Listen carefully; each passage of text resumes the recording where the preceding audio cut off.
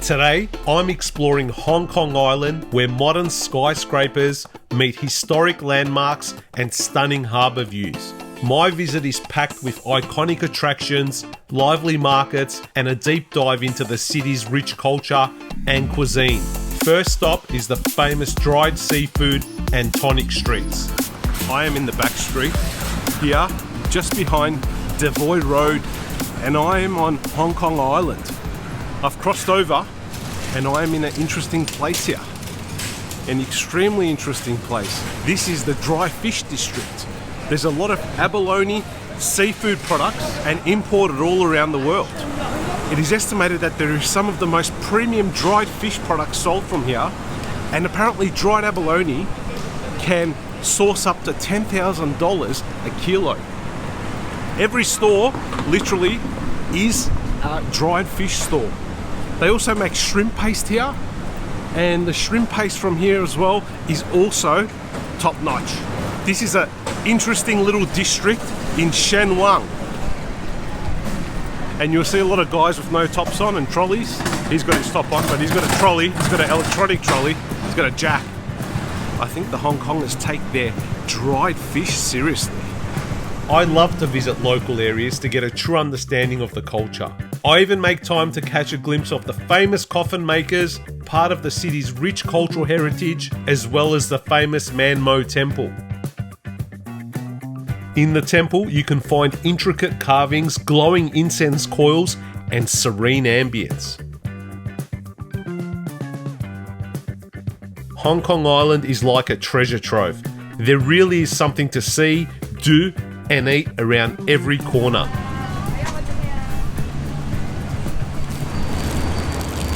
I got those 2 biscuits there at the front, and she gave me a free tart.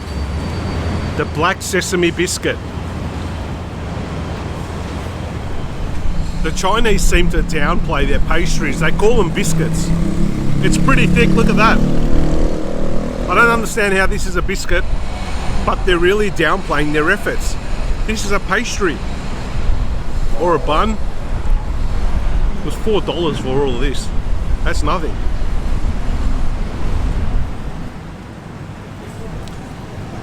Alrighty, just here in 7-Eleven, and I found this. No, it's not an ad, once again. It's a Coca-Cola bottle, but the importance of this bottle is it's 888 mils of Coca-Cola. So why would it be 888 mils, you should ask? Well, 8 is a lucky number for the Chinese people. Therefore, they made it 888. Smart marketing by Coca-Cola. Does it work? Let me know. Would you drink an 888 ml bottle of Coca-Cola? This is one of the things I love about Hong Kong. The streets are so picturesque. It really is a scene out of a movie. You've got your traditional stores just here, and then on the curbside, you've got me standing here, but in the background, you have this beautiful sunlight that comes through these big skyscrapers and just creates a different ambience altogether. You really need to explore Hong Kong over a number of days in order to get the best out of what the city provides.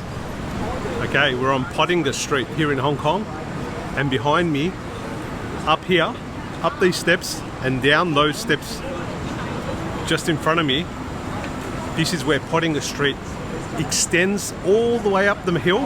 This street is known for its fancy dress costumes and props. So if you're looking for something fancy, quirky or fun, head up this lane and have a look, and that's what we're going to be doing right now. There's a bit of a Trump theme going on here where Trump looks like Michael Myers from Halloween.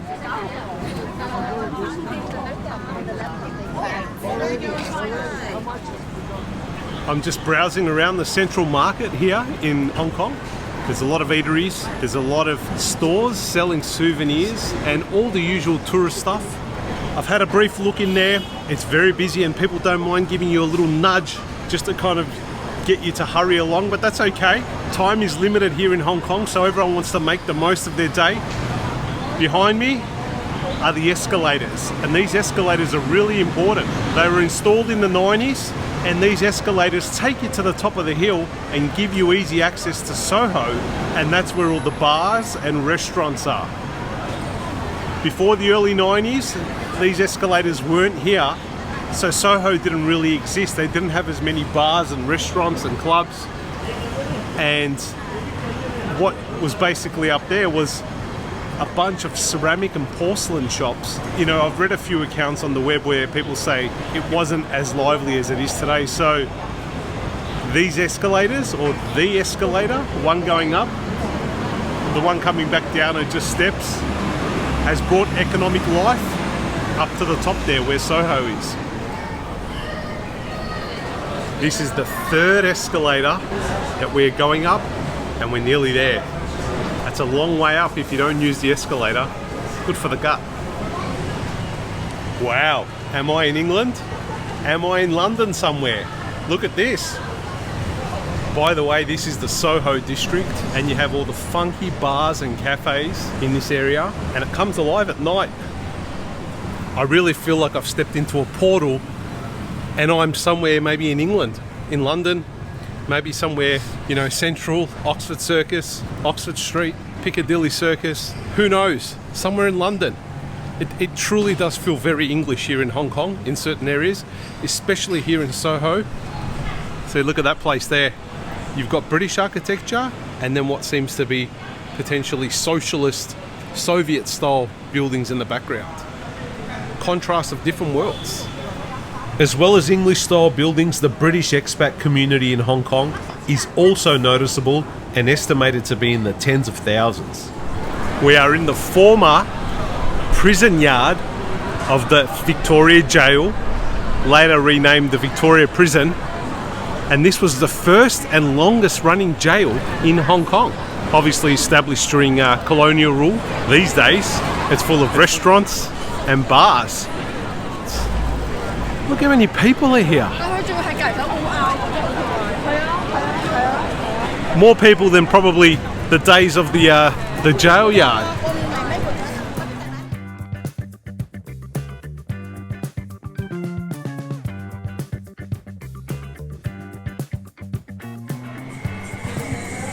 So the door's just here, and the wall's just here.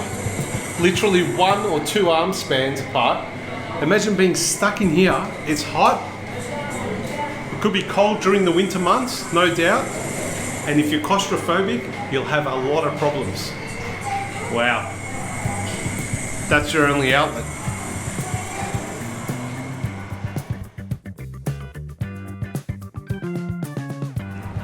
And before me is the prison yard. Look how high those walls are.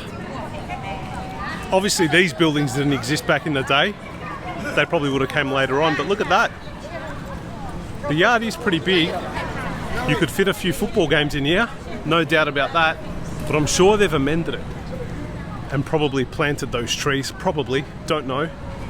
Fits probably, you know, 1,000 or so people in here, maybe more. I'm in the antique market now, although it's a bit quiet, which is a bit odd for a Sunday. There's a lot of stores here, but I feel as though most of them are closed. You find everything from amulets, statues, ornaments, fans. What else we got here? Little statues of Buddha, jade, beads. And then about halfway through on this street, there's some coffee shops that start as well.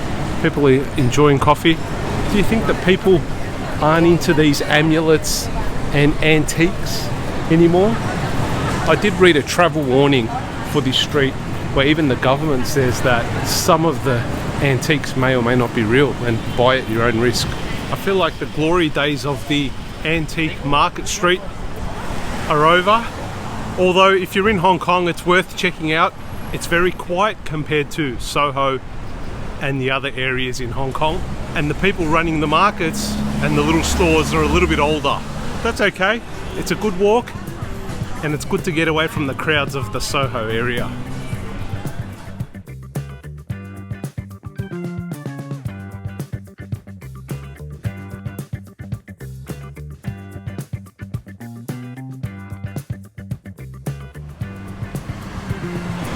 It's time to board one of the ding-dings And the ding dings are the trams that exist here in Hong Kong. So the name ding ding represents the sound the bell makes, ding ding. These days I'm not too sure if they've got the bell, but I haven't heard any ding dings. Anyhow, we have single layer trams in Melbourne, Australia. These ones are double decker. So I want to see if I can get to the top and get a bit of an aerial view of Shen Wan and Central. And take it all the way down to the other side of Hong Kong Island. I'm excited. I've never been on a double decker tram before. I love the vintage interior and simplicity of the tram. It's a bit of a tight fit, but that's part of the fun. The up-high views also bring a different perspective to the city. So I'm amazed by the sheer scale of Hong Kong Central.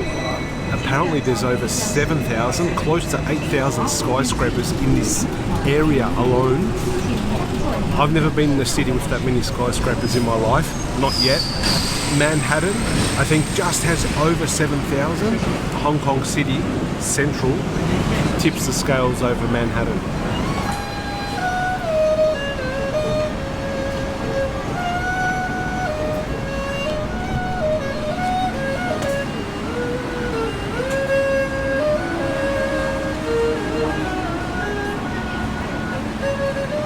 Wan Chai has a lot to offer. Great food, and I love the local vibe.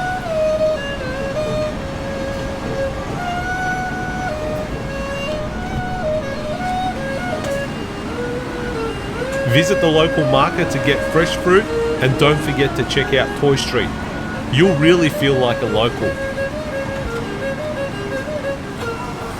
On my visit, it was pretty busy, so be prepared for the crowds. Now it's time to head to my next stop, Causeway Bay. Welcome to Causeway Bay. I am currently underneath the water, heading towards the Bay area. Daily, at noon, there's a gun show. Apparently they fire one round into the air, but we're gonna find out. I'm guessing it's gonna be here. There's a plaque behind me. It's the noonday gun plaque, and it actually spells out why they fire the gun every day at noon. It says the noonday gunfire raises funds for Hong Kong charities, individuals or organisations who donate a specified sum can fire the gun. Mindset is the organisation, and it's also registered as well as a charity. The noonday gun is actually a naval artillery piece mounted here on the pier, looking forward towards the port area. And the gun's been fired since the 1860s, but subsequently in the 1960s it was replaced with a smaller version that isn't as loud, and it is still fired today from this very same position. The suspense is growing. They've just cocked the gun, so it's ready to go. There it is at the tip of my finger. It's in position, and the gentleman will soon be here to fire the gun.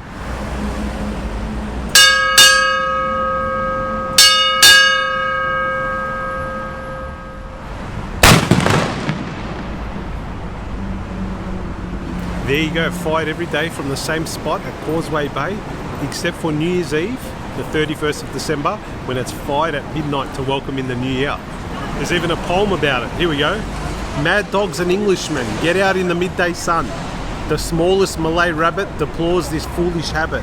In Hong Kong, they strike a gong and fire off a noonday gun to reprimand each inmate who's in late. That was by Noel Coward, referencing the noonday gun in his 1931 song, Mad Dogs and Englishmen. Never heard of it.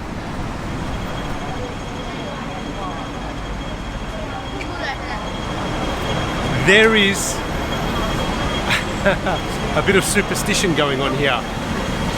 You've got these little areas, little corrals, like over here, and you've got these ladies who can expel the devil and the villains from your soul.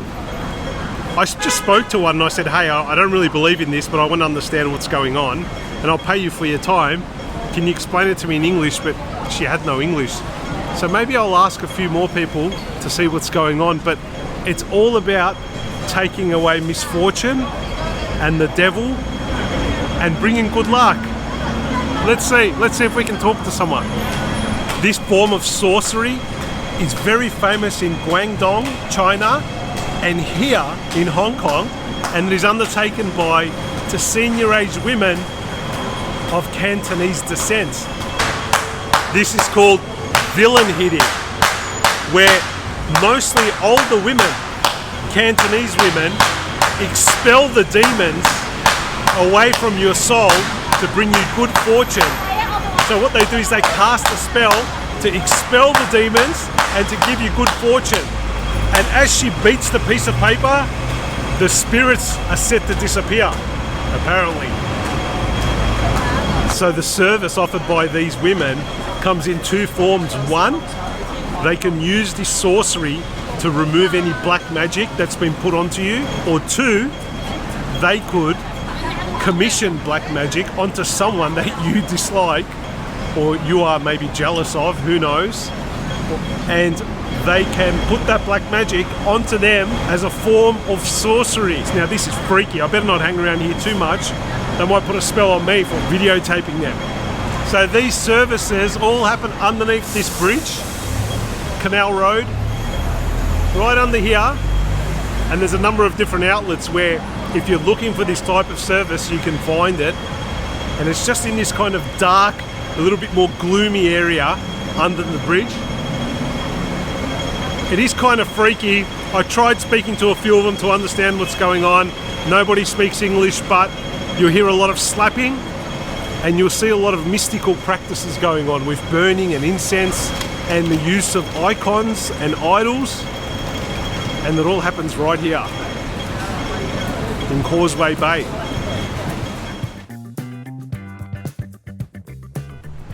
How's this for a view? I'm standing on Hong Kong Island with the amazing skyscrapers behind me. That's Causeway Bay, Wan Chai, and all the way down there, that's Admiralty and Central. Across the Victoria Harbour, that's Kowloon. All the way across. You can catch one of these ferries and it will take you across in a matter of minutes. And that's what I hope to do. I just wanted to walk around here and take all of this in because I spent my first few days on that side and now I'm exploring Hong Kong Island. Let's jump on this ferry and let's do some cruising.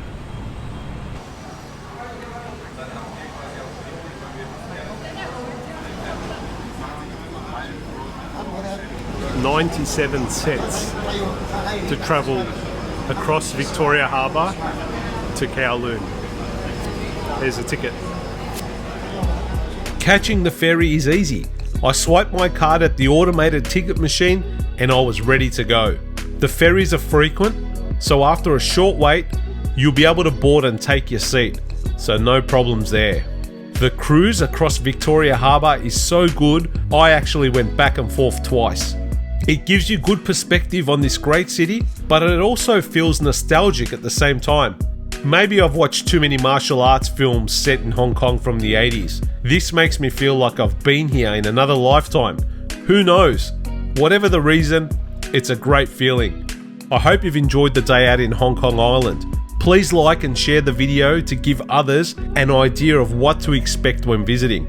If you really enjoyed the video, consider subscribing. I look forward to seeing you all in the next video, and a big adios from your friend, the Hassmeister.